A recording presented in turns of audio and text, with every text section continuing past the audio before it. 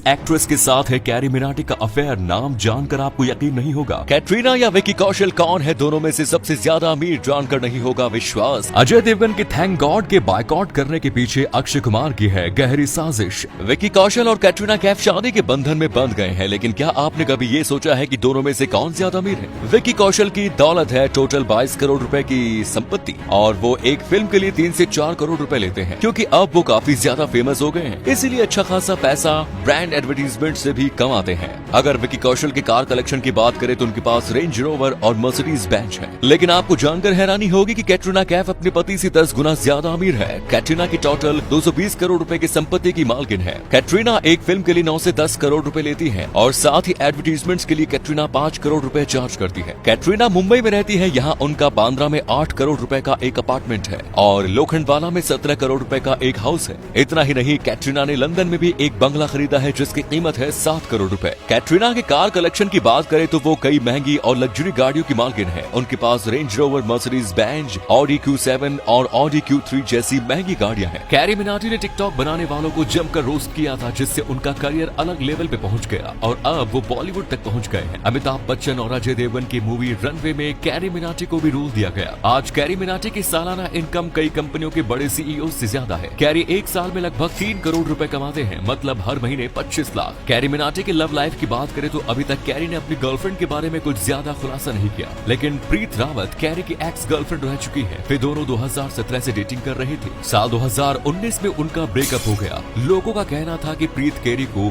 धोखा दे रही थी, वो कैरी के पीठ पीछे किसी और के साथ रिलेशनशिप में थी, और प्रीत ने कैरी को सिर्फ फेम पाने के लिए यूज किया। वो उससे कभी प्यार नहीं करती थी। प्रीत के इंस्टाग्राम अकाउंट में आधे फॉलोअर्स कैरी मिनाटी के फैन पेज है। ये तो पुरानी बात है, लेकिन अब अफवाह है कि कैरी मिनाटी अभी अवनीत कौर को डेट कर रहे हैं। 2020 में कैरी मिनाटी ने YT वर्सेस टिकटॉक की घमासान लड़ाई छेड़ दी थी, लेकिन अब थुगेश ने YouTube वर्सेस टिकटॉक 2.0 शुरू कर दिया है। दरअसल थुगेश ने एक वीडियो अपलोड किया जिसमें उसने मिस्टर फैजू के दोस्त अदनान 07 को रोस्ट कर दिया, जिसके बाद अदनान ने थुगेश को रात के 2:30 बजे कॉल किया और उससे कहा कि तूने मुझे रोस्ट कैसे किया, और उन्हें थुगेश को माँ बहन की गालियां दी और उससे बॉक्सिंग फाइट के लिए चैलेंज किया। जिसके बाद थुगेश के ट्वीट में लक्ष्य ने ट्वीट कर दिया कि जितनी अदनान की हाइट है वो थुगेश के एल तक आएगा, बॉक्सिंग तो नहीं हो पाएगा, अदनान को बीजे दे देना, फुल सपोर्ट है भाई। जिसके बाद लक्ष्य ने यह भी लिखा कि भूल गया 2020 में YouTube वर्सेस टिकटॉक में तेरी कैसी गर्मी निकाली थी। इसके जवाब में अदनान ने स्टोरी डाल दी कि वीडियो में कैमरे के सामने नामर्द बनने वाले फेस टू फेस आओ फिर बताता हूँ, और ऐसे YouTube कशिश टिकटॉक 2.0 फिर से शुरू हो गया है।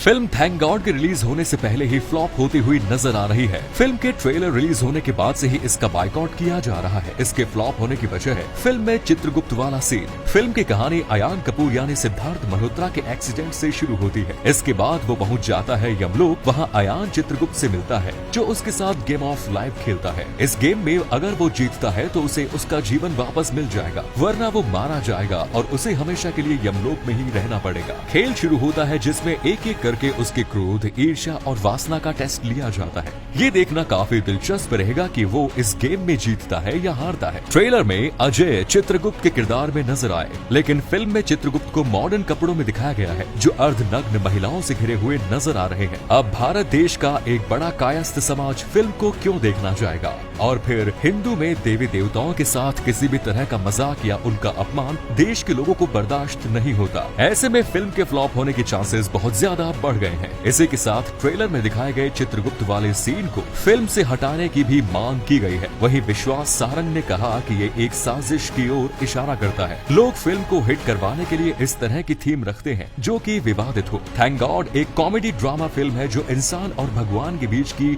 मजेदार कहानी को बयां करती है। सिद्धार्थ मल्होत्रा व अजय देवगन की ये फिल्म, जिसे इंद्र कुमार ने डायरेक्ट किया है, इसका ट्रेलर 9 सितंबर को लॉन्च हुआ। फिल्म में ग्लैमर का तड़का लगाने के लिए नोरा फतेही का एक जबरदस्त आइटम सॉन्ग भी रखा गया है जो सोशल मीडिया पर काफी वायरल भी हो रहा है, जिसमें नोरा फतेही अपने बिंदास डांस मूव से सिद्धार्थ के होश उड़ाती नजर आ रही है। इसकी झलक टीजर में देखने को मिली। सुशांत सिंह राजपूत को मेंटल हैरेस करने के आरोप सलमान खान पर कई बार लगे। सुशांत सिंह राजपूत के निधन के बाद लोगों ने उनको बायकॉट करने का फैसला फैसला लिया। इतना ही नहीं, जिया खान के निधन के बाद उनकी मां ने मीडिया में कहा कि सलमान खान की वजह से ही सूरज पंचोली इस केस से बचकर निकल गया। साथ ही उनका ये भी कहना था कि जिया खान के करियर में रोड़े डालने वाले भी सलमान खान ही थे। अरिजीत सिंह का उन्होंने एक शो के दौरान सलमान खान के साथ मजाक किया, जो सलमान खान को बिल्कुल पसंद नहीं आया। इसके बाद सलमान खान ने अपनी कई फिल्मों से अरिजीत के गाने हटवा दिए और अरिजीत का करियर डूबता चला गया। सलमान ने ऐश्वर्या राय के करियर को भी चौपट करने की पूरी कोशिश की। यही कारण है कि ऐश्वर्या राय को कई फिल्मों से निकाल दिया गया, क्योंकि जहां भी ऐश्वर्या राय शूटिंग करने के लिए जाती थी, सलमान खान वहां पहुंचकर हंगामा कर देते थे। दुनिया का सबसे पहला कंप्यूटर वायरस क्रीपर रे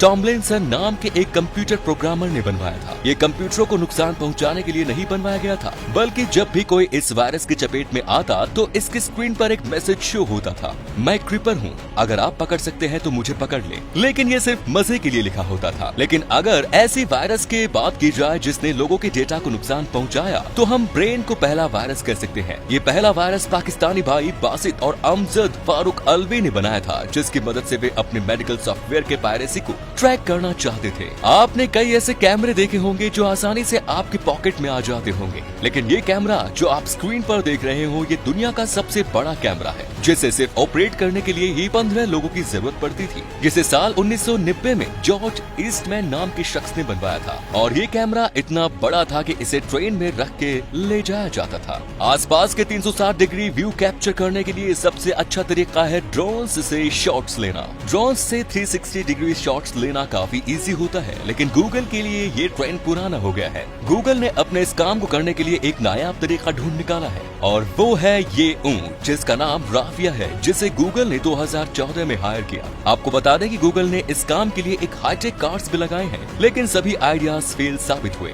जापान ने हाल ही में ग्रेव यानी कब्र पर QR कोड लगाकर पूरी दुनिया को चौंका दिया। जी हाँ दोस्तों, जब भी आप किसी कब्र के ऊपर छपे QR कोड को अपने फोन से स्कैन करेंगे, तो आपको फोन में उस मरे हुए शख्स के फोटो और इससे भी जुड़े इन्फॉर्मेशन आपके फोन में शो हो जाएंगी।